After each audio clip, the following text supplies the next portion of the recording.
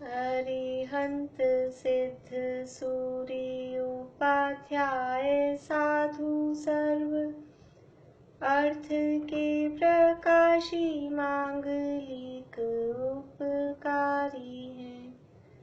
तिन्हको स्वरूप जान रागते भई जो भक्ति काय को नवाए स्तुति को चारी है।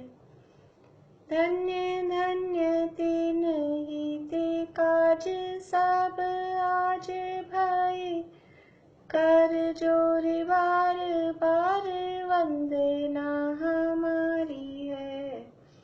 मंगल कल्याण सुख ऐसो हम चाहत हैं।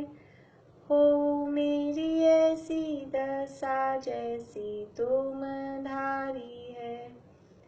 हो मेरी ऐसी दशा जैसी तुम धारी है। मंगलमय मंगल करण रीत राग विज्ञान नमो ताहि जाते भई अरहंतादि महान। करि मंगल करि हो महा ग्रंथ करन को काज जाते मिले समाज सब पावे निज पद राज। मिथ्या भाव अभाव ते जो प्रगटे निज भाव सो जयवंत रहो सदा यही मोक्ष उपाय यही मोक्ष उपाय। मोक्षमार्ग प्रकाशक ग्रंथ का दूसरा अधिकार संसार अवस्था का स्वरूप बताने वाला यह अधिकार है और इसकी कर्मों के जीव को कर्म बंधन है, ऐसा कर्म बंधन का निदान, ये तो मेन टॉपिक है। कर्म बंधन का निदान इस विषय के अंतर्गत अब ये जो और समझ लीजिए उसके इंटरनल जो टॉपिक्स हैं उनकी चर्चा अपनी चल रही है। उनमें कर्मों के अनादिपने की सिद्धि, जीव और कर्मों की भिन्नता और अमूर्तिक आत्मा का मूर्तिक कर्मों से बंधन किस प्रकार होता है और घातिया घातिया कर्म उनके कार्य और नवीन बंध विचार, नया बंध किस प्रकार से हो रहा है, ऐसा नवीन बंध विचार। और उसके अंतर्गत नया बंध जो हो रहा है वो मोहनीय कर्म से हो रहा है। और ये जो बंध है ये बंध कितने प्रकार का है, तो बंध के प्रकार बताए, प्रकृति बंध, प्रदेश बंध, स्थिति बंध और अनुभाग बंध। ये 4 प्रकार के बंध हैं। पर ये 4 प्रकार के बंध के लिए कारण कितने हैं? कारण है 5। मिथ्या दर्शन, अविरति, प्रमाद, कषाय और योग, ये 5 कारण हैं। इनमें से जो 4 प्रकार के कारण हैं, मिथ्या दर्शन, अविरति, प्रमाद और कषाय, इन 4 कारणों से तो होता है स्थिति और अनुभाग बंध, और योगों के कारण होता है प्रकृति और प्रदेश बंध। प्रकृति बंध किसे कहते हैं? प्रकृति बंध किसे कहते हैं? बोलो पूजा।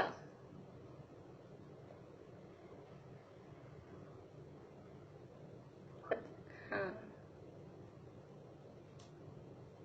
बोलो नहीं पता। नहीं पता। अब इनको नहीं पता चलेगा तो साकेत भैया को बताना पड़ेगा कि क्यों नहीं पता। प्रकृति बंध किसे कहते हैं? बोलिए पारुल। आवाज चालू करिए अपनी। कर्मों के स्वभाव के कारण जो बंद होते हैं उनको प्राकृतिक बंध कहते हैं। हाँ ठीक है आपका, लेकिन थोड़ा पकड़ा तो आपने, पर कर्मों के स्वभाव के कारण जो बंध होते हैं वो नहीं, कर्मों के स्वभाव को ही प्रकृति बंध कहते हैं। कर्मों का जो अपना अपना स्वभाव है, कर्मों के अपने अपने स्वभाव को प्रकृति बंध कहते हैं। मतलब क्या कि ज्ञानावरण, दर्शनावरण, मोहनीय, अंतराय, ये कर्मों की नेचर है, ये कर्मों का स्वभाव है। और ये ज्ञानावरण आदि 8 कर्मों को ही प्रकृति बंध कहते हैं। हम लोग बोलते ऐसे हैं, कर्म की प्रकृति बंध गई, ये ज्ञानावरण की इतनी प्रकृतियां, दर्शनावरण की इतनी प्रकृतियां, ये इनके साथ प्रकृति शब्द लगाते हैं हम। वो प्रकृति शब्द क्यों लगाते हैं? क्योंकि ये प्रकृति बंध के भेद हैं। ज्ञानावरण, दर्शनावरण आदि जो ये 8 कर्म हैं और इन 8 कर्मों के जो 148 भेद हैं, ये सब प्रकृति बंध हैं। तो कर्मों के अपने स्वभाव को प्रकृति बंध कहते हैं, अथवा ज्ञानावर्णादि जो 8 कर्म हैं वही प्रकृति बंध कहलाते हैं। ज्ञानावर्णादि 8 कर्म वही प्रकृति बंध हैं। प्रदेश बंध किसे कहते हैं? प्रदेश बंध किसे कहते हैं?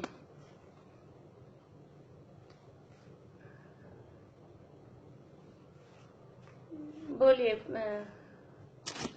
कौन बोल रहे हैं? मोनिका भाभी। अभी मुझे अगर प्रॉपर डेफिनेशन नहीं पता, प्रदेश बंध में कितने परमाणु आके होते हैं, हाँ, मुझे प्रॉपर नहीं पता। हाँ ठीक है, भाव वही है। कितने कर्म संख्या बंध? हाँ, बढ़िया। जितने कर्म परमाणु आ रहे हैं, कार्बन जो कर्मों के परमाणु जितने आ रहे हैं, उन आने वाले कर्म परमाणुओं की संख्या को प्रदेश बंध कहते हैं। वो जितने आ रहे हैं, कर्म जितने आ रहे हैं, उनकी संख्या को प्रदेश बंध कहते हैं। आने वाले कर्म परमाणुओं की संख्या को प्रदेश बंध कहते हैं। स्थिति बंध किसे कहते हैं? स्थिति बंध किसे कहते हैं? हाँ बोलिए। स्थिति कितने समय तक वह कार्बन परमाणु हमारी आत्मा तत्वों के साथ रहेगा? बढ़िया। कितने समय तक? हाँ, वो जो कर्म आए हैं, वो कर्म कितने समय तक हमारे साथ में रहेंगे, वो कर्म परमाणु कितने समय तक हमारे आत्मा के साथ रहेंगे, वो कहलाता है स्थिति बंध। और अनुभाग बंध किसे कहते हैं? अनुभाग बंध बोलिए बेला भाभी। कर्मों के फल देने की शक्ति को मतलब अनुभाग बंध कहते हैं। बढ़िया। कर्मों के फल देने की शक्ति को अनुभाग बंध कहते हैं।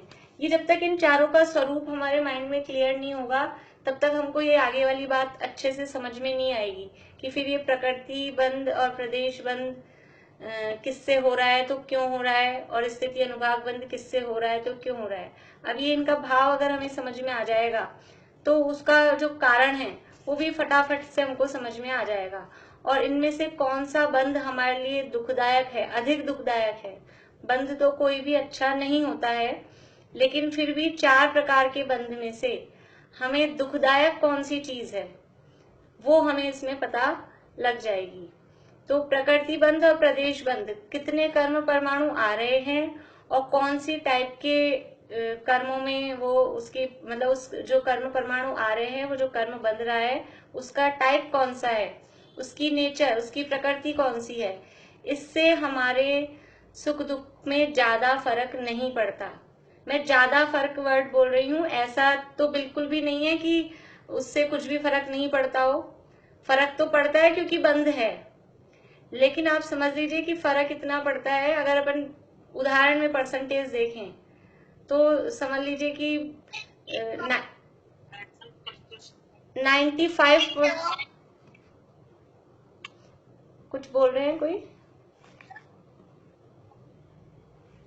अगर 95% जो हमारे को तकलीफ है, दुख है, वो है हमको स्थिति और अनुभाग बंध से, तो 5% भी समझ लीजिए ज्यादा है वो प्रकृति और प्रदेश बंध के लिए कहना, लेकिन अपन एक मोटा मोटा सा देखें, लेकिन फिर भी कुछ उसका प्रपोर्शन तो है ही। तो प्रकृति और प्रदेश बंध से कोई ज्यादा हमारे सुख दुख में फर्क नहीं पड़ता है। लेकिन जो हमारे को तकलीफ होती है वो किससे होती है कि कर्म कितने टाइम तक हमारे साथ में है और उससे भी ज्यादा, सबसे ज्यादा तकलीफ होती है कि ये कर्म कैसा फल दे रहे हैं, कितनी तीव्रता से पाप का उदय है या पुण्य का उदय आ रहा है, या जिस भी तरह से उस कर्म का फल आ रहा है, वो कितनी तीव्रता से उस कर्म का फल आ रहा है, उसके आधार पर हमको जो सुख दुख का वेदन या अनुभव होता है वो उस आधार पे होता है।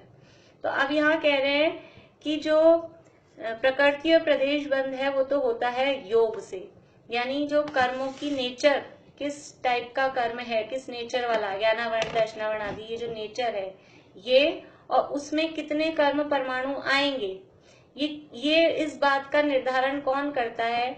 इस बात का निर्धारण होता है योग से। योग का मतलब है कि मन वचन काय के निमित्त से जो आत्मा के प्रदेशों में जो कंपन होता है, परिस्पंदन होता है, उसके माध्यम से कर्म परमाणु अपनी तरफ आकर्षित होते हैं।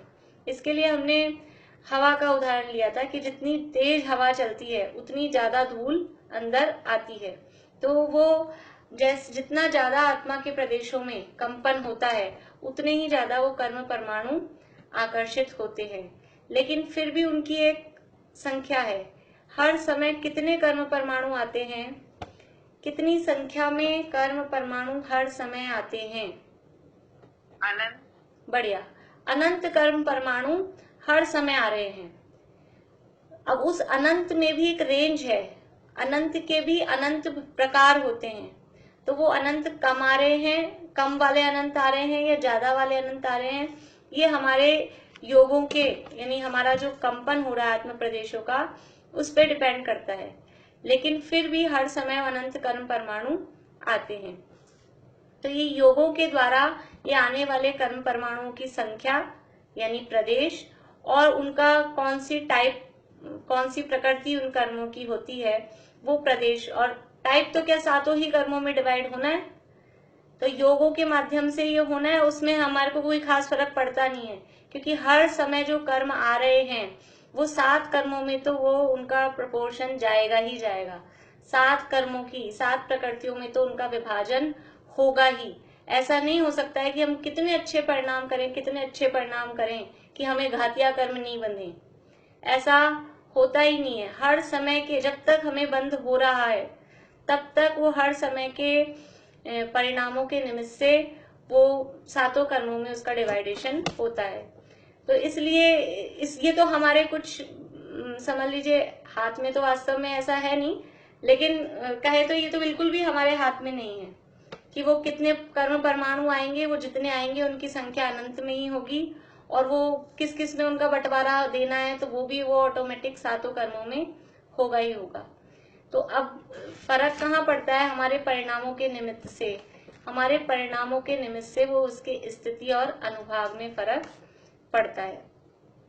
तो देखिए, स्थिति के लिए और अनुभाग को समझने के लिए पहले थोड़ा सा हमें कर्मों में ये ख्याल में होना चाहिए कि कर्म, कुछ कर्म होते हैं वो पुण्य रूप होते हैं, कुछ कर्म होते हैं वो पाप रूप होते हैं। तो 8 कर्मों के कम से कम हमको संख्या तो याद, जिनको अभी याद नहीं है तो संख्या याद करें कि 8 कर्मों के भेद कितने हैं। बोलिए वर्षा भाभी। ऐसा कोई समय भी होता है जब कर्म बंद नहीं हो?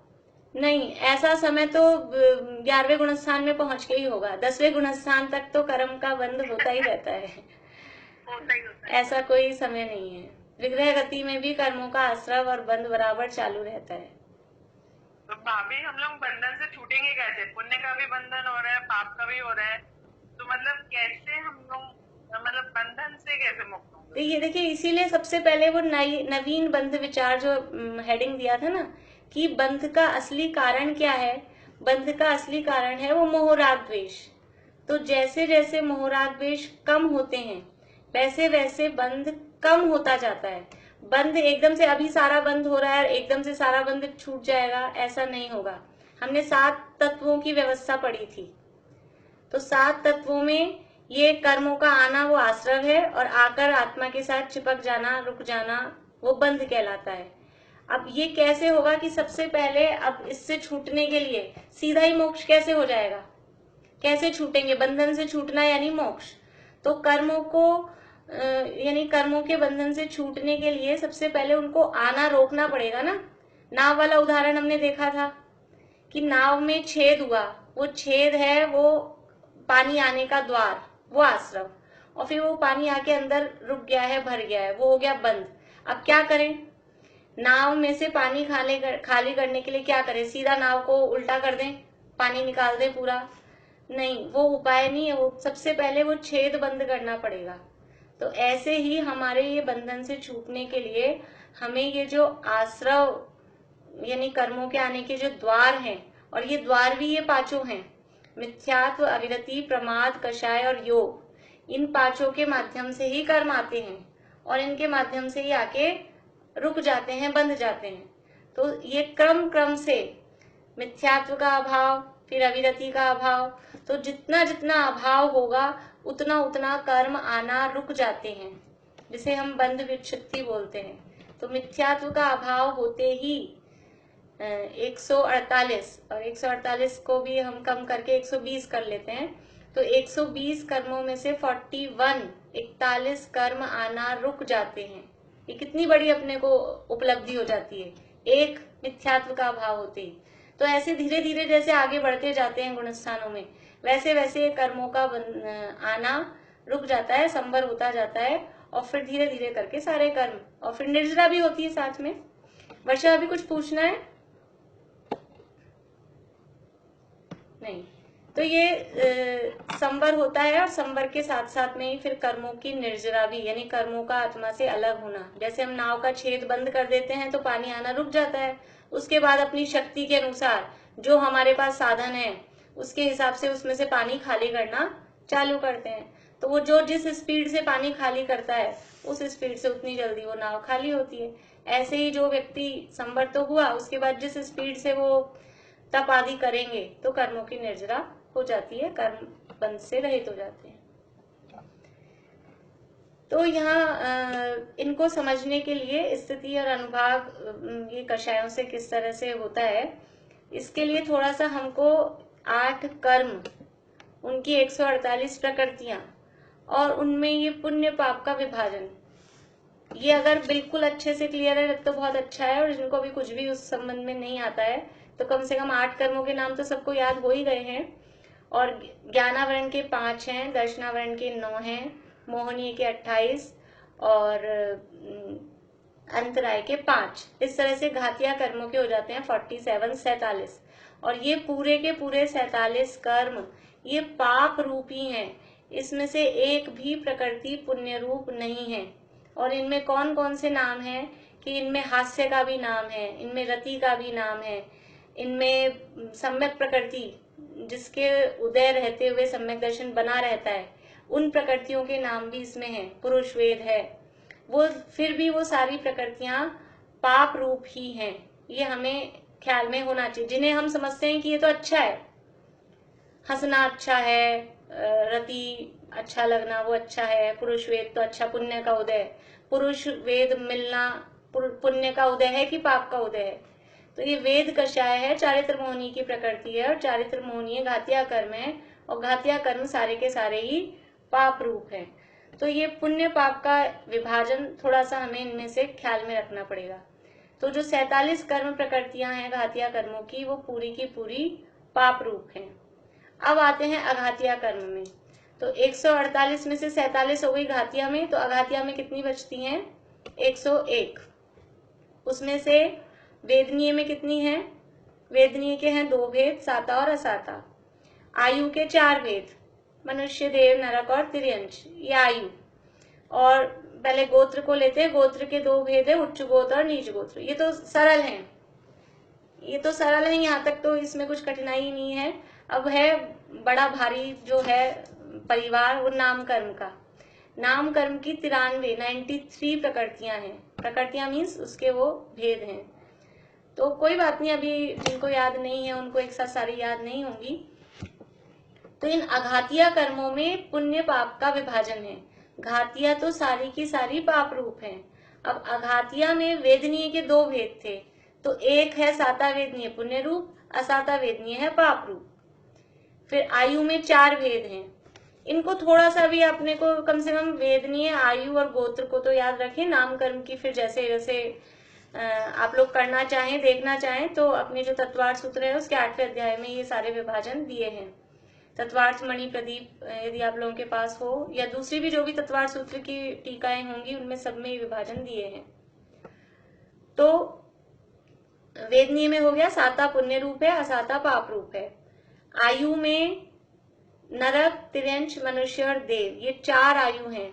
इसमें से नरक आयु तो है पाप रूप, बाकी की 3 आयु मनुष्य, तिर्यंच और देव, तिर्यंच, मनुष्य और देव, ये तीनों आयु पुण्य रूप है, पुण्य प्रकृतियां हैं, शुभ आयु हैं। ठीक है। और गोत्र कर्म में नीच गोत्र है वो पाप रूप है, अशुभ है, और उच्च गोत्र है वो शुभ रूप है, पुण्य रूप है। अब नाम कर्म में विभाजन है वो अलग अलग उसके हिसाब से। अब वो जब प्रकृतियां सबको याद हो तब तो ठीक है अपन विभाजन करें, नहीं तो देखना आप लोग नाम कर्म में भी पुण्य पाप का इस तरह से विभाजन है। तो यहाँ स्थिति अनुभाग में क्या नियम है ये अपन यहाँ से अभी बाद में पढ़ेंगे। पहले अपन थोड़ा सा समझ लें कि स्थिति बंध कैसे होता है, किस प्रकार से होता है। तो स्थिति बंध की कल हमने उत्कृष्ट स्थिति वगैरह तो हमने कल देखी ही थी, लेकिन कैसे परिणामों से कैसी स्थिति बनती है ये हमको यहाँ पर देखना है। तो 148 में से बंध योग्य होती हैं 120। 148 कर्म के भेद हो गए पूरे, जितने अभी हमने गिने हैं वो 148 हो गए। उसमें से बंधने योग्य होती हैं 120। अभी वो कौन सी 120 होती हैं? अब आप लोगों को सबको नाम याद है तब तो मैं कुछ बताऊं। जिन लोगों ने 8वां अध्याय पढ़ा उनको नाम याद है प्रकृतियों के, नाम कर्म की प्रकृतियों के? ममता अभी हाथ खड़ा कर रही है और सुनीता आंटी हाथ खड़ा कर रहे हैं, और निशा आंटी को भी हैं। चलिए, अभी ज्यादा लोगों को याद नहीं है। आप लोग हो सके टाइम मिले तो कल वाला आप लोग देख के आना, तो अपन फिर बताएंगे, क्योंकि अभी मैं बताऊंगी तो सब फिर ऊपर से जाएगा। तो आप इतना याद समझ लीजिए कि 148 में से बंध योग्य होती हैं 120। ठीक है। वो कौन सी मर्ज होती हैं तो वो अपने को नाम ख्याल में होंगे तब तो समझ में आ जाएगा कि कौन सी मर्ज होती हैं, नहीं तो फिर कभी अपन देखेंगे।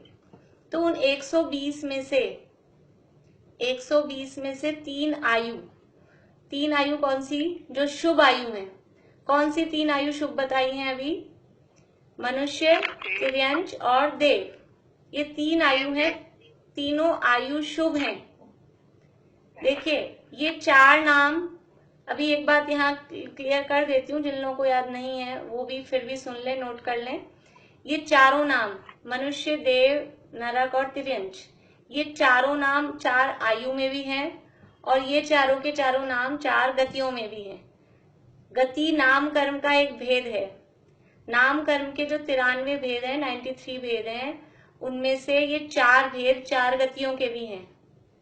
और आयु कर्म में ये 4 नाम अलग हैं। आयु तो है मूल कर्म की प्रकृति, मेन कर्म, और गति है वो नाम कर्म का एक सब डिवीजन है, वो उसका उत्तर भेद है। तो लेकिन नाम दोनों के सेम है, 4 आयु भी वही है, 4 गति भी वही है। तो चक्कर क्या है इसमें कि 4 आयु में से 3 आयु शुभ है, 1 आयु अशुभ है। नरक आयु अशुभ है, बाकी की 3 आयु शुभ है। लेकिन 4 गतियों में 2 गति शुभ है और 2 गति अशुभ है।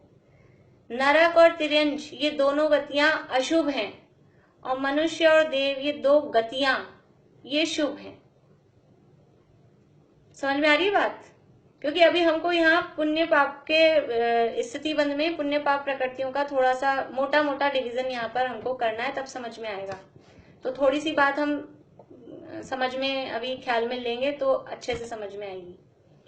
तो ये जो 3 शुभ आयु हैं, इन 3 शुभ आयु को छोड़कर बाकी की सारी 117 प्रकृतियां और अभी आपको 117 120 का समझ में नहीं आता है तो आप 148 में अपन अपने समझने के लिए लगा सकते हैं कि 148 में से 3 हटाएं तो बाकी कितनी बच जाएगी 145। लेकिन वो बंध योग ऐसी होती नहीं है, इसलिए अपन उसी को हिसाब से करें कि 120 में से 117 प्रकृतियां एक तरफ और 3 प्रकृतियां एक तरफ।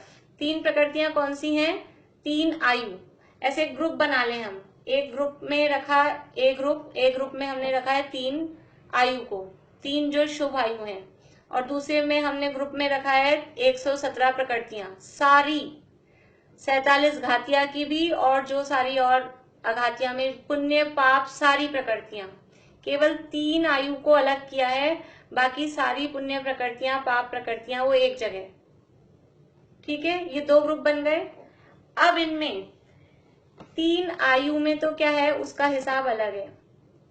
पहले 117 जो प्रकृतियां हैं उनमें स्थिति का क्या हिसाब है, स्थिति कैसे बनेगी?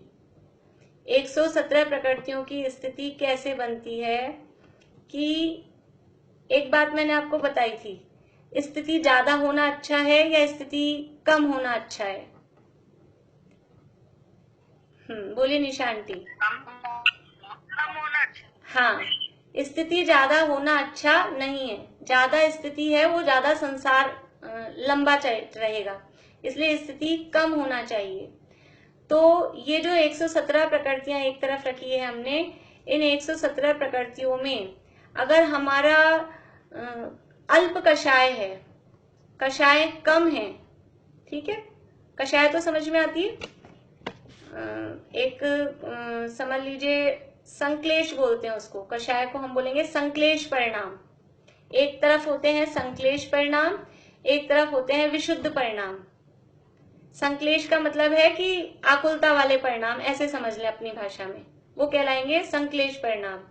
और दूसरी साइड होते हैं विशुद्ध परिणाम, यानी थोड़े निराकुलता वाले शुभ भाव वाले जो परिणाम होते हैं वो कहलाएंगे विशुद्ध परिणाम।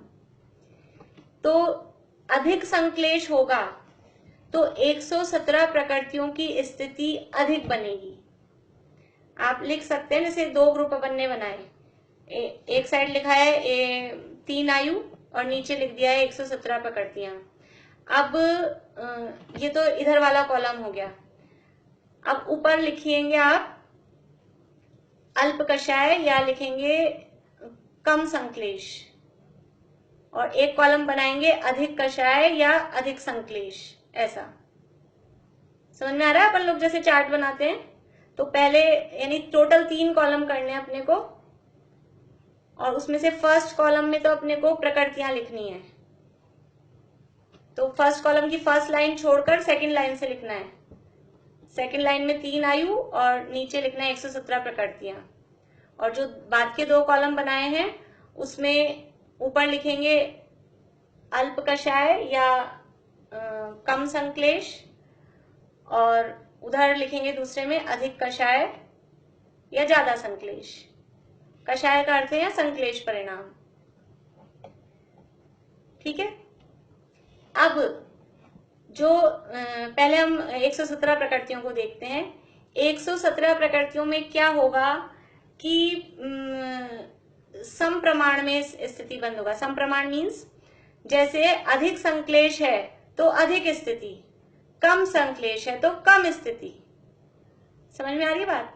117 प्रकृतियों की स्थिति कैसे बनेगी कि यदि हमारा संक्लेश ज्यादा है तो उनकी स्थिति भी ज्यादा बनेगी। अब ये न्याय है ना, क्योंकि स्थिति ज्यादा अच्छी नहीं है लेकिन आप संक्लेश ज्यादा कर रहे हो तो क्या होगा, क्या आपको ज्यादा स्थिति बनेगी? आप कषाय ज्यादा कर रहे हो तो आपको उसका फल मिलेगा, उसका क्या पनिशमेंट मिलेगा कि अब आपको स्थिति भी ज्यादा बन रही है। और अगर आप कम संक्लेश या कम कषाय कर रहे हो तो आपको ये 117 प्रकृतियों में स्थिति भी कम पड़ेगी। समझ में आ रहा है? ये सम प्रमाण में ज्यादा कषाय ज्यादा स्थिति, कम कषाय कम स्थिति, इसको बोलेंगे सम प्रमाण, मतलब जैसा ऊपर चल रहा है वैसा नीचे। 117 प्रकृतियों में ज्यादा कषाय होने पर कर्मों की 117 प्रकृतियों की स्थिति ज्यादा बनेगी, और कम कषाय होने पर इन 117 प्रकृतियों की स्थिति कम बंधेगी। जैसे कि 5 रुपए की कितनी पेंसिल आती है? 5 रुपए की 5 पेंसिल, तो 10 रुपए में कितनी आएगी? 10 रुपए में 10। तो ज्यादा कषाय में स्थिति ज्यादा और कम कषाय में स्थिति कम। ऐसा सिंपल इसका हिसाब है। किन में है ये हिसाब? 117 प्रकृतियों में। 3 आयु को छोड़कर बाकी की जो 117 प्रकृतियां हैं उनमें अधिक कषाय होने पर अधिक स्थिति, कम कषाय होने पर कम स्थिति। अब 3 आयु यानी ये 117 प्रकृतियां अभी हम स्थिति बंध के प्रकरण में ये 117 प्रकृतियां हैं पाप रूप। पुण्य पाप सारी हैं इनमें, लेकिन स्थिति बंध के प्रकरण में ये 117 प्रकृतियां सारी की सारी पाप रूप हैं कि आप अधिक कषाय करोगे तो अधिक स्थिति बंधेगी और कम कषाय करोगे तो कम स्थिति। कुछ पूछना है किसी को?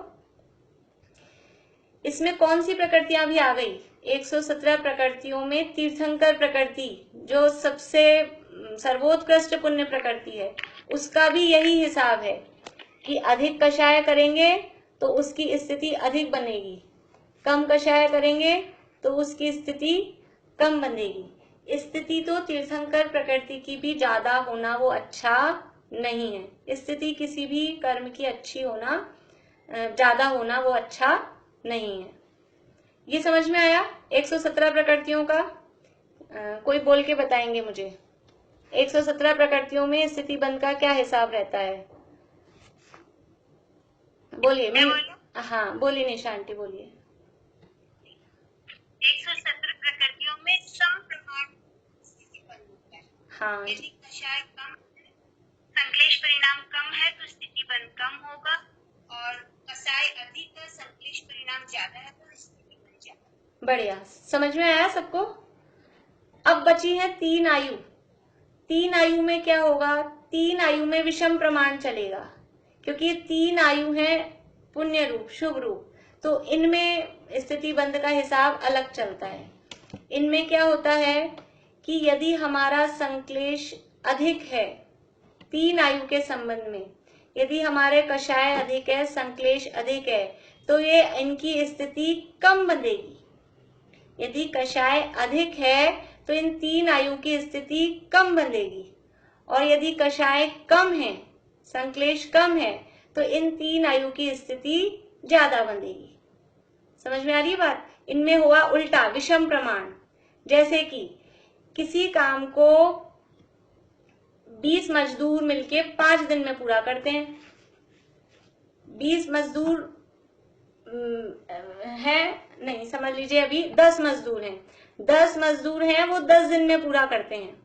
कोई भी काम है उसको 10 मजदूर मिलके 10 दिन में पूरा करते हैं, तो 20 मजदूर मिलके कितने दिन में पूरा करेंगे? 20 दिन में। 10 मजदूर 10 दिन में काम करते हैं, तो 20 मजदूर कितने दिन में करेंगे? काम करेंगे उसको कम दिन में करेंगे। कितने कम दिन में करेंगे? 5 दिन में करेंगे। भाई 10 मजदूर 10 दिन में करते हैं तो मजदूर बढ़े तो दिन कम हो रहे हैं। अगर हम मजदूर ज्यादा लगा रहे हैं तो हमारे ये दिन जो है वो कम हो रहे हैं। 10 मजदूर 10 दिन में कर रहे हैं तो 20 मजदूर 5 दिन में करेंगे। तो इधर मजदूर बढ़े हैं तो इधर दिन घट रहे हैं, विषम प्रमाण चल रहा है। वहां हमने 5 रुपए की 5 पेंसिल ली थी, 10 रुपए की 10 पेंसिल ली। रुपए बढ़ रहे हैं, पेंसिल बढ़ रही है, रुपए कम हो रहे हैं, पेंसिल कम हो रही है। ये कहलाएगा सम प्रमाण। और इसमें क्या है? 3 आयु के संबंध में ये विषम प्रमाण है। यदि कषाय बढ़ रही है तो स्थिति कम होती है, कषाय कम हो रही है तो स्थिति ज्यादा होती है 3 आयु के संबंध में। समझ में आ रही बात? किसको समझ में नहीं आया है ये? जिनको चाहे कर्मों के नाम याद हो या ना हो, नहीं आ रहा है, नहीं आ रहा है समझ में? नहीं मतलब कषाय कम होने पर इनकी स्थिति ज्यादा बनेगी। हाँ देखो 3 आयु है ना, ये 3 आयु है पुण्य रूप, शुभ रूप। देखो आप अपन ऐसे सोचो कि देव आयु को कैसा मानते हैं? देव में जाना अच्छा मानते हैं, पुण्य रूप है। तो देव की स्थिति आपको आयु यानी उसमें ज्यादा समय तक रहना को मिले, ये अच्छा हमको लगेगा? अच्छा लगता है सामान्य रूप से। तो वो देव की स्थिति ज्यादा, वो कौन से परिणामों से होगी? यदि हम बहुत कषाय करते हैं, बहुत गुस्सा, क्रोध, मान, माया, लोभ कर रहे हैं, तो हमें देव में रहने को मिलेगा ज्यादा। ये लॉजिक से हम देखें कि जो हम खराब परिणाम कर रहे हैं, हिंसा, झूठ, चोरी, कुशील, परिग्रह के परिणाम कर रहे हैं, सप्त व्यसन के परिणाम कर रहे हैं, और बाई चांस हमें देवायु बन गई है, तो वो देव में हमको ज्यादा रहने को मिलेगा क्या? अगर हम खराब परिणाम कर रहे हैं, अधिक संक्लेश कर रहे हैं, तो अच्छी आयु की स्थिति कम हो जाएगी। देखो, घर में भी अपन बच्चों को किस तरह से, कुछ हम बच्चों के साथ कुछ मान लो उनको ट्रीट करते हैं, तो कैसे कि तुम अगर तुमने ये काम हमारे से मैनर्स से बोले, अच्छे से रहे, तो अपन उनको जो भी उनकी पसंद की चीज है वो ज्यादा देते हैं। और अगर वो बिल्कुल मैनर्स से नहीं बोल रहे हैं, हमारी बात नहीं सुन रहे हैं, ध्यान नहीं दे रहे हैं, तो क्या होता है कि अगर हमको देनी भी पड़ती है तो हम बहुत, मतलब जितना उसको चाहिए या जितना ज्यादा हम दे सकते हैं हम उतना नहीं देंगे, हम उसको कम देंगे। ये एक सामान्य रूप से एक ऐसा हिसाब रहता है। तो ये 3 आयु है, ये शुभ रूप है। इनमें जब इनका जो स्थिति बंद हो रहा है, उसमें यदि हमारी कषाएं बढ़ रही हैं, कषाएं ज्यादा हैं, तो इनकी स्थितियां, इनमें रहने का जो टाइम पीरियड है वो कम होगा। और अगर हमारी कषाएं कम है तो इनमें रहने का टाइम पीरियड वो बढ़ जाएगा। देखिए, आपको क्या समझ में नहीं आया, मुझे ये बताइए। और कुछ भाभी आ गया आया? और कौन है नए? अनुज, पारुल, आप लोगों को आया समझ में? भले ही आपको कर्मों के नाम याद नहीं हो, पर इतना समझ लीजिए कि टोटल कर्मों में 3 कर्म अलग हैं। 3 नाम तो याद हो जाएंगे, देवायु, मनुष्यायु और तिर्यंचायु। ये 3 आयु अलग हैं, बाकी के सारे कर्म एक तरफ हैं। तो बाकी के सारे कर्मों की स्थिति अधिक कषाय होने पर अधिक स्थिति बनती है, कम कषाय होने पर कम स्थिति बनती है। लेकिन ये जो 3 आयु हैं, ये पुण्य रूप हैं। इनमें अधिक कषाय होने पर कम स्थिति बनती है और ज्यादा कषाय होने पर कम कषाय होने पर ज्यादा स्थिति बनती है। इस कुछ बोलने में उल्टा हो गया होगा, करेक्ट कर लीजिएगा कि 3 आयु के संबंध में कम कषाय होने पर अधिक स्थिति बनती है और अधिक कषाय होने पर कम स्थिति बनती है। ठीक है? कभी कुछ बाई चांस बोलते बोलते गलत निकल जाए तो भी आप लोग गलत अर्थ ग्रहण मत करिएगा, उसको समझ लीजिएगा, टंग स्लिप हो जाती है कभी कभी। तो ये स्थिति, हाँ, वो बोलते बोलते वो एक दिन छड़ालाई क्लास में हो गया था कि मैं बता रही थी बराबर कि ग्रहित मिथ्यात्व के 5 भेद हैं, विपरीत, एकांत, विनय, और मैं मेरे मन में ग्रहित ही था और बोल रही थी मुझसे अग्रहित अग्रहित। फिर बाद में मीनू दी ने रिकॉर्डिंग सुनी तो उन्होंने कंफर्म किया, बोले आप अग्रहित बोल रहे हो, ये तो ग्रहित के होते हैं ना।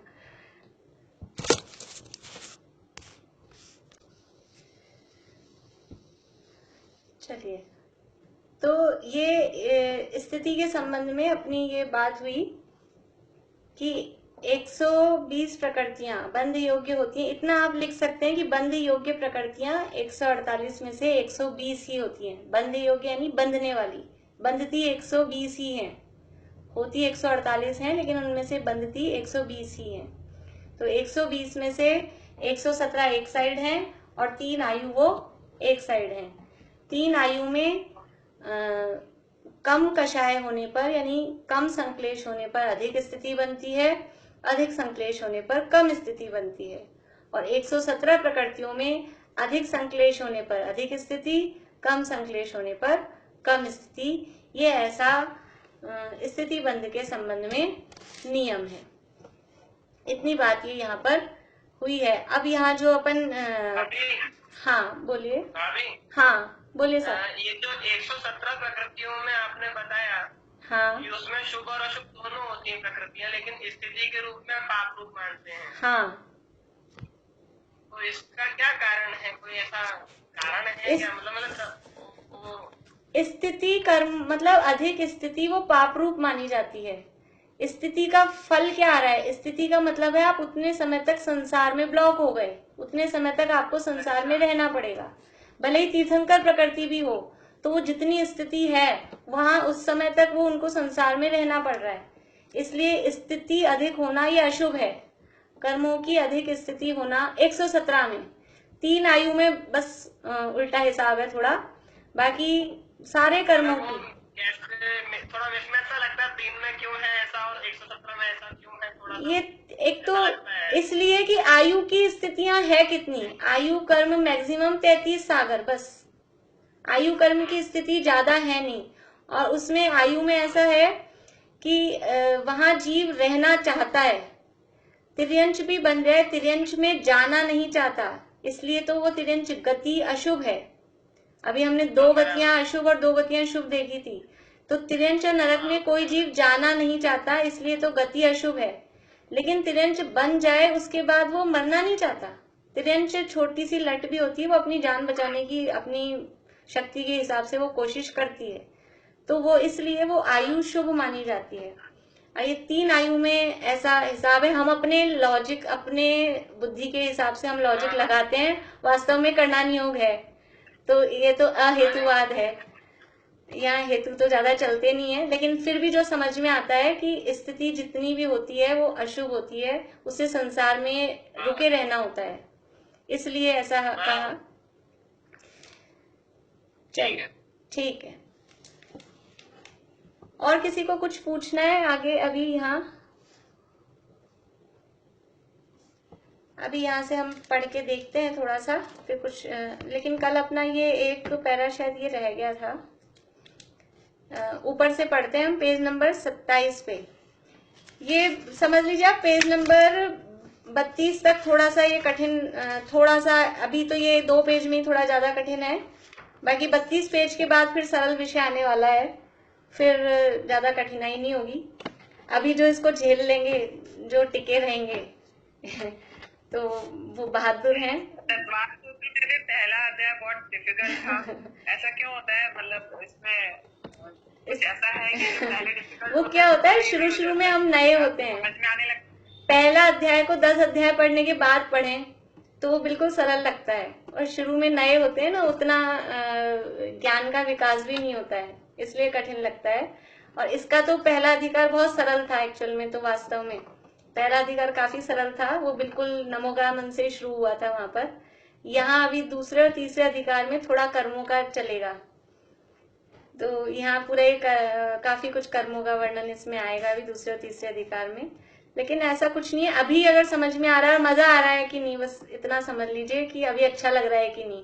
बहुत ज्यादा समझ में नहीं भी आ रहा हो तो टेंशन लेने वाली बात नहीं है, कुछ चीजें टाइम पाके अपने आप समझ में आ जाती हैं, फिर समय होता है, धीरे धीरे अपने आप समझ में आने लग जाती हैं। यही विषय बाद में जाके बहुत अच्छे क्लियर हो जाएंगे, बस लगे रहे हम, इतना है। देखिए थोड़ा सा अपन ये 2 पैरा इस यानी बीच वाले पैरा से पढ़ते हैं। तथा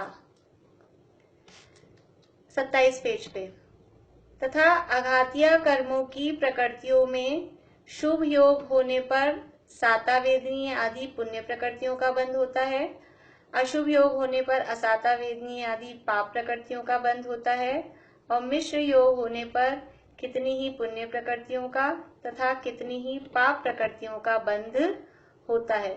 इसकी चर्चा अपनी हो गई थी आगे।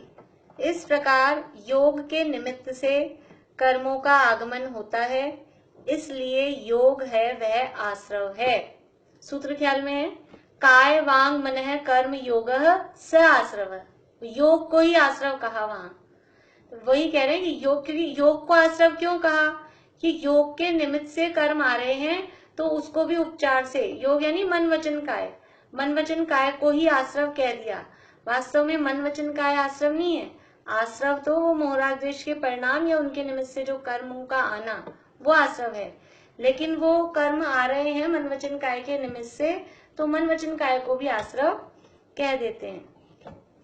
इसलिए योग है वह आश्रव है, तथा उसके द्वारा ग्रहण हुए कर्म परमाणुओं का नाम प्रदेश है। उन योगों के द्वारा ग्रहण हुए कर्म परमाणुओं का नाम प्रदेश है, उनका बंध हुआ और उनमें मूल उत्तर प्रकृतियों का विभाग हुआ। देखो, योग है वो आश्रव है, योगों के द्वारा कर्म परमाणु, वो जो कर्म परमाणु आए उनको ही बोलते हैं प्रदेश, और वो कर्म परमाणु आए, वो प्रदेश, उनका बंध हुआ, उसे बोला प्रदेश बंध। और फिर उनमें मूल और उत्तर शब्द समझ में आते हैं। मूल प्रकृतियां यानी ज्ञानावरण आदि 8, ये कहलाती हैं मूल प्रकृतियां। और उत्तर प्रकृतियां मतलब मति ज्ञानावरण, शुद्ध ज्ञानावरण, जो उसके इंटरनल जो सब डिविजन्स हैं वो कहलाते हैं उत्तर प्रकृतियां। तो उनमें मूल उत्तर प्रकृतियों का विभाग हुआ, इसलिए योगों द्वारा प्रदेश बंध तथा प्रकृति बंध का होना जानना, ये योग के द्वारा प्रकृति प्रदेश बंध होता है। देखिए, अभी अपन इस पैराग्राफ को पढ़ लेते हैं, बाकी फिर और चर्चा कल करेंगे, क्योंकि अभी समय फिर बहुत ज्यादा हो जाता है। या कल ही पढ़ें फिर इसको। कषाय से स्थिति और अनुभाग बंध, इसका जो बेस था वो अपन ने आज समझ लिया है। अब कल इसको पढ़ेंगे तो हमें जल्दी समझ में आ जाएगा, ज्यादा कुछ उसको समझने की जरूरत हमको नहीं रहेगी।